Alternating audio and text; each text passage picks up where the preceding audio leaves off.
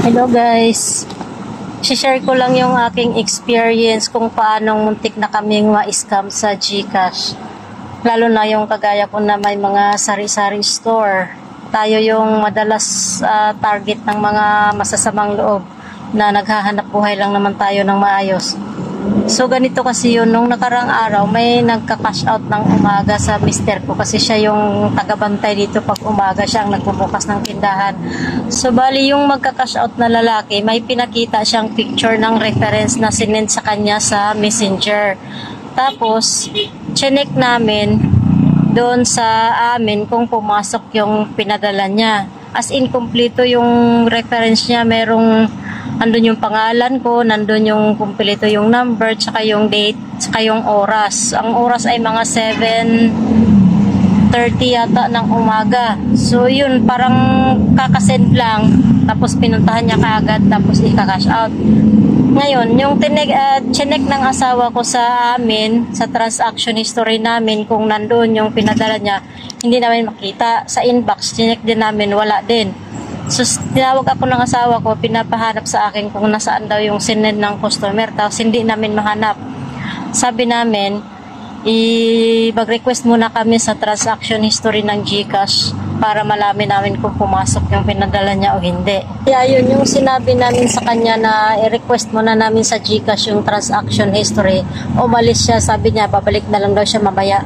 Pero ni-request namin sa GCash, wala din talaga, as in wala yung oras ng 7:30, walang nagpadala ng ganong oras. Kaya yun na pagtanto namin na baka scam lang yun. Kaya yung mga tips ko para sa iba na mga hindi pa naka-experience ng ganito, kailangan ugaliin talaga ninyong maglista ng cash in or cash out. Ang importante ang cash out. Lilista nyo talaga lahat ng detalye, yung reference number, yung amount, oras, saka kung sino ang kumuha. Kasi dito sa akin, pag may magka-cash out, dito talaga nila sinisend sa harap namin ng tindahan kasi hindi ko dinidisplay yung number ko dyan sa labas. Kaya pag nag-cash out sila, hinihingi nila yung number ko, saka sila makapag-cash out. Pero yung time na yun na yung may nagka-cash out, ay nakasend na yung reference na lang yung pinakita, kumbaga na-send na niya doon sa kanila, sa kanya pinuntahan dito para i-claim na lang. So yun, kaya nasabi ko na edited talaga yung ginawa niya. Hanggang ngayon hindi nga bumalik dito, pero kakilala lang din namin. Yung tips ko, wag na wag kayong magtitiwala kahit sabihin kakilala nyo or kapitbahay nyo lang dyan. Wag na wag magtiwala. Kailangan mag-double check talaga palagi kung na-receive nyo yung pinadala or hindi, para hindi tayo mabiktima ng mga manluloko. Meron din naman ditong mag-claim ng iisang reference lang pero 2 beses i-claim. Una, yung bali yun sila magkapatid. Nung umaga, nag-send yung kapatid ng cash out na 100 pesos lang naman, pero syempre malaking halaga na yun. Na-cash out na niya nung umaga, tapos nung mga bandang tanghali, kinash out ulit doon nung kapatid niya. As in, yun din yung dala-dala niyang cellphone, kung ano yung pinakita nung kapatid niya nung umaga na nag-cash out, yun din yung pinakita niya sa pag-cash out niya ulit nung tanghali. Kaya mabuti na lang na alala ng mister ko na na-cash out na yun nung umaga at kilala din sila namin, kaya hindi nila nakuha. Hindi nila na i-cash out ulit yung pangalawa kasi na-cash out na yun nung umaga. Kaya yung napaka-importante talaga ng naglilista para ma-double check yung mga na-cash out na. Importante yung mga na-cash out na. Tapos ito meron pang isa na pagkamalan akong scammer. Yan. Yun ang problema kapag nag-GCash tayo, nagka-cash in, cash out. Kasi kung may mga scammer na gagamitin yung number natin, idiretso nila padala dito sa atin yung ma-scam nilang pera, tayo yung mapagbintangan. So ganito yun, yung bali yung 3 pangyayari na to, yung sabi ko kanina na nag-cash out na magkapatid, saka yung nagbigay ng edited na transaction history, at saka yung itong isa na to na napagkamalan akong scammer. Taga rito lang din lahat sa amin yan, puro mga kakilala ko lang din sila. So ako yung kwan nila dito kasi parang ako lang yata yung malapit dito na nag-GCash. So ganito yon. Yung lalaki na yan, na taga rito lang din sa amin, sabi niya magka-cash in daw siya, ay magka-cash out daw siya. So kinuha niya yung number ko. Akala ko siya mismo yung magsisend sa akin kasi nung kinuha yung number ko, umuwi siya. Tapos sabi niya, te, send ko na lang, balikan ko na lang mamaya. Akala ko siya mismo. Yun pala, ibang tao. Kasi ganito yun. Meron siyang binibenta online na sapatos daw. Tapos, ang nangyayari, yung nakabili, pinadala na sa kanya yung bayad, 700 pesos. Ngayon, kinuha niya dito, kinash out niya yung pera. Siya kilala ko eh. Tapos, mga mamayang konti siguro after 1 hour, yung nagpadala ng 700, tumawag sa akin, di sinagot ko.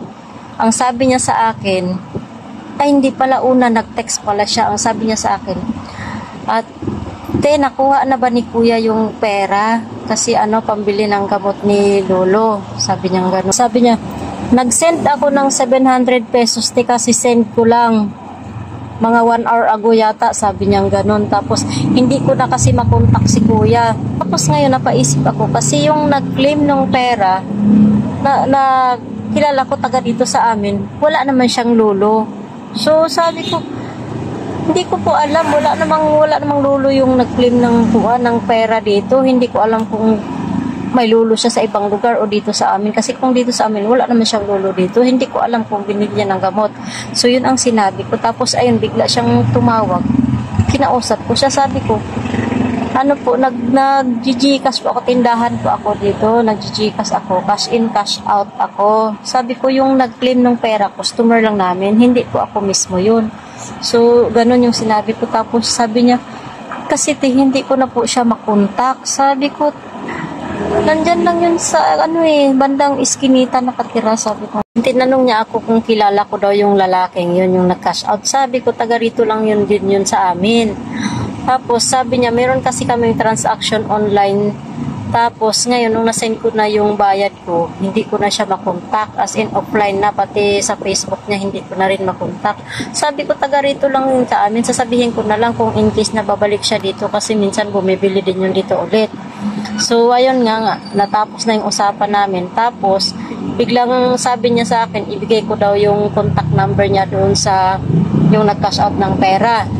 Sabi ko, sige. So, ayun na nga, binigay tapos na yung usapan namin. Mamaya't maya, bumalik dito yung nag-cash out ng pera. So, kinausap ko, sabi ko, yung nag-cash out ka kanina ng pera, tumawag sa akin. Kasi hindi ka na daw makontak. Ang sagot ba naman sa akin, ay, hayaan mo siya, huwag mo nang pansinin, huwag mo nang sagutin. Sabi ko, hindi, pwedeng hindi sagutin kasi nga, number ko yung ginamit mo sa pag-cash in, cash out mo. Pinagbintangan akong scammer. Sabi ko, ano ba yung transaction nyo online? Bakit ganyan yung nangyari? Sabi niya, hayaan mo na siya, Sabi ko, hindi, pwede.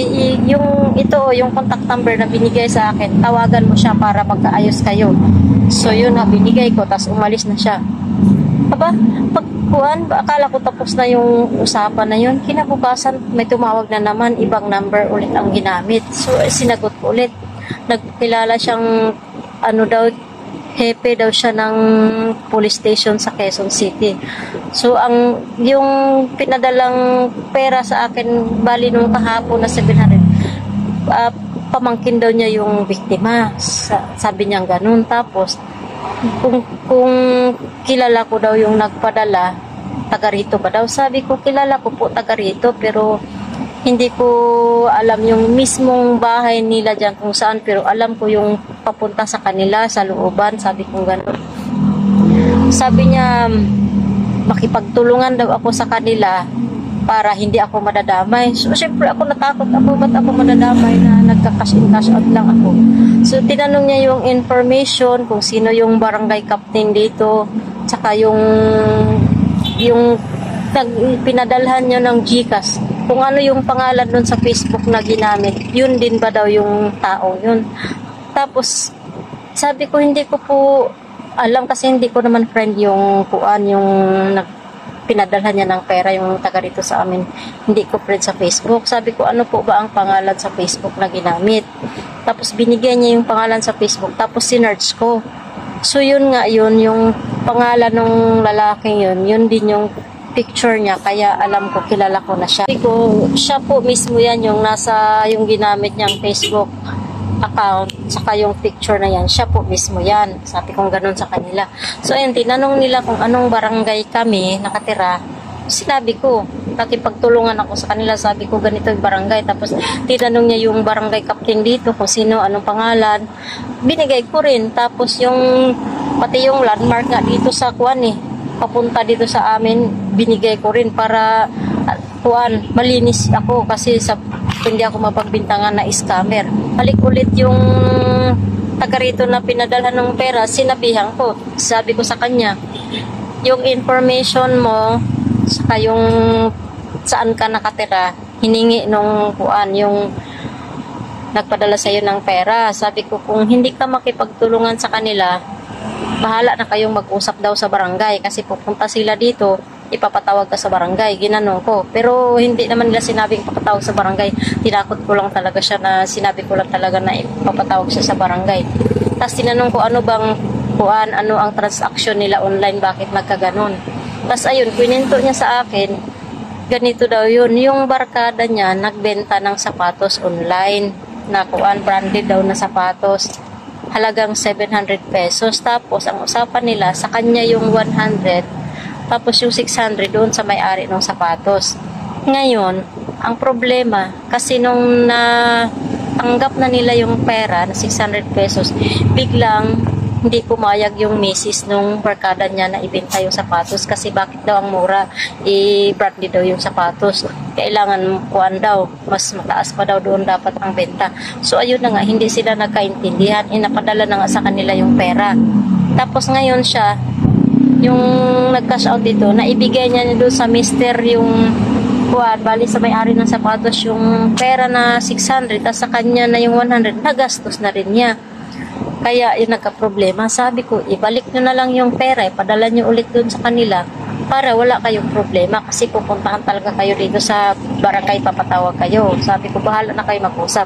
Gusto ko lang ipag-communicate ka doon sa nagpadala sa iyo ng pera kasi nadadamay ako, tinatawag akong scammer. So, sabi ko, ayusin nyo. Yun, sabi niya, sige daw, ayusin daw niya. So, simula nun, hindi naman na tumawag ulit sa akin yung nagpadala sa kanya ng pera, kaya siguro, ewan ko kung naayos na nila siguro. Kaya yung advice ko sa iba na kagaya kong nag-Gcash, kung merong mga ganyang pangyayari sa inyo, makipagtulungan kayo doon sa masasabing nating na scam, na loko.